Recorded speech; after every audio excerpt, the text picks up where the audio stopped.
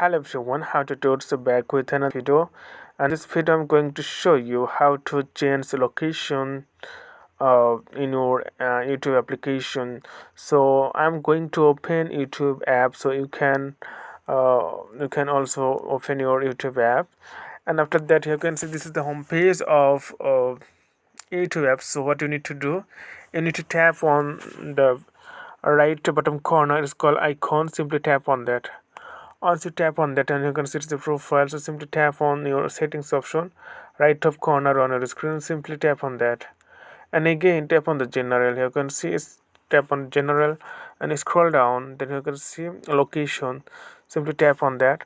Then you will see there are some countries, or every countries which countries you can choose, or you can also choose other countries if you want, and after that it will be saved.